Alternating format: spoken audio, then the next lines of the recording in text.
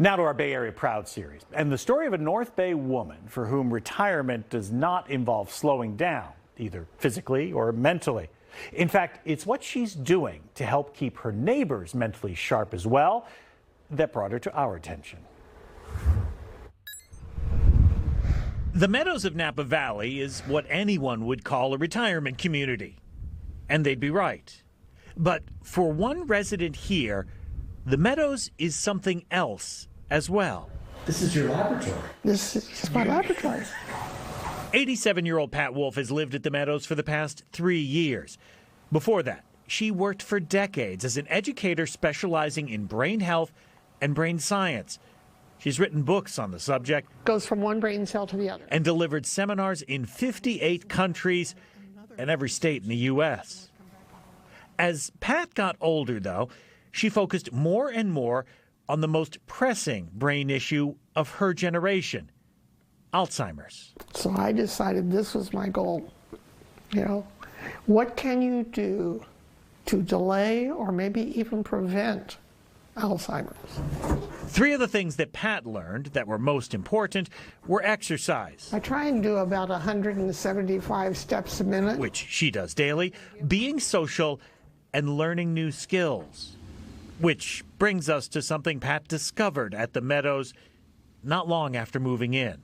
We have an underground garage. And I was down there one day and there was a door open to a room, and here is this absolutely gorgeous workshop with very expensive equipment, but it wasn't open. Pat knew if she got the workshop open and staffed, she would have the perfect real-life tool to put all she's learned into practice and help her fellow residents. Hi! So Pat petitioned the management, organized a committee, and got the workshop up and running. A growing number of her neighbors are now finding their way downstairs and getting to work.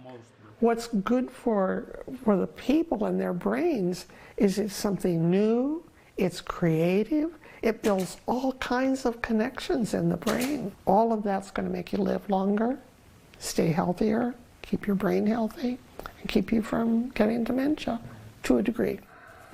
Pat says she herself learned woodworking from her father when she was a little girl and used those skills to maintain an old Victorian she used to own in Napa.